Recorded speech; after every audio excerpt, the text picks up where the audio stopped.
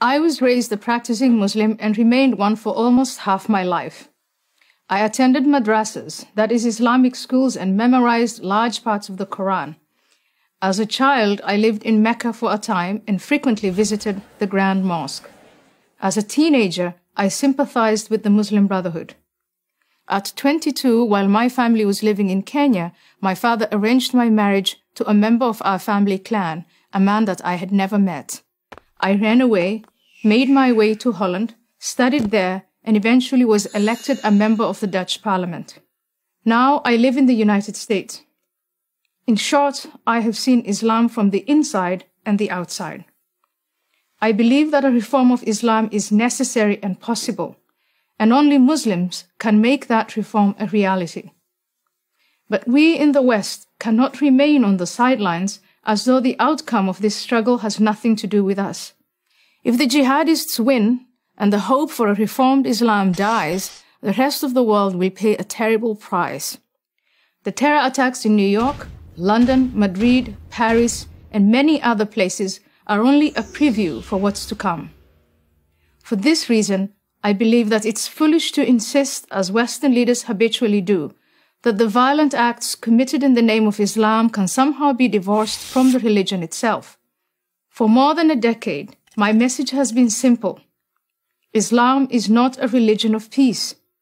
When I assert this, I do not mean that Islamic belief makes all Muslims violent. This is manifestly not the case. There are many millions of peaceful Muslims in the world. What I do say is that the call to violence and the justification for it are explicitly stated in the sacred texts of Islam.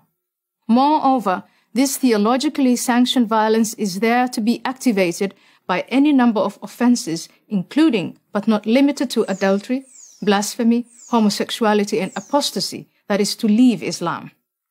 Those who tolerate this intolerance do so at their peril.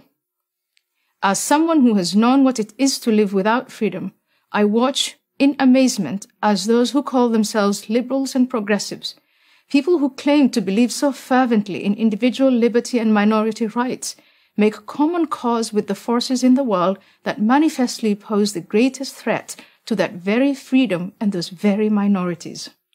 In 2014, I was invited to accept an honorary degree from Brandeis University for the work I have done on behalf of women's rights in the Muslim world.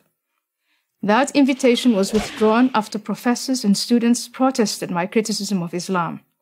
My subsequent disinvitation, as it came to be called, was no favor to Muslims, just the opposite. By labeling critical examination of Islam as inherently racist, we make the chances of reformation far less likely. There are no limits on criticism of Christianity at American universities or anywhere else for that matter. Why should there be of Islam? Instead of contorting Western intellectual traditions so as not to offend our Muslim fellow citizens, we need to defend both those traditions and the Muslim dissidents who take great risks to promote them. We should support these brave men and women in every way possible. Imagine a platform for Muslim dissidents that communicated their message through YouTube, Twitter, Facebook, and Instagram. These are the Muslims we should be supporting for our sake as much as for the sake of Islam.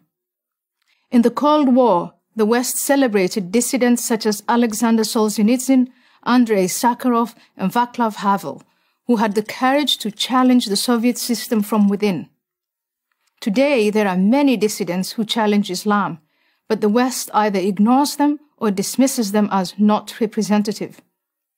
This is a grave mistake. Reformers such as Tawfiq Hamid, Asra Nomani, and Zuhid Jasser, and many others must be supported and protected. They should be as well known as Solzhenitsyn, Sakharov, and Havel were in the 1980s. If we do in fact support political, social, and religious freedom, then we cannot in good conscience give Islam a free pass on the grounds of multicultural sensitivity. We need to say to Muslims living in the West, if you want to live in our societies, to share in the material benefits, then you need to accept that our freedoms are not optional. Islam is at a crossroads of reformation or self-destruction. But so is the West. I'm Ayaan Hirsi Ali of Harvard University for Prager University.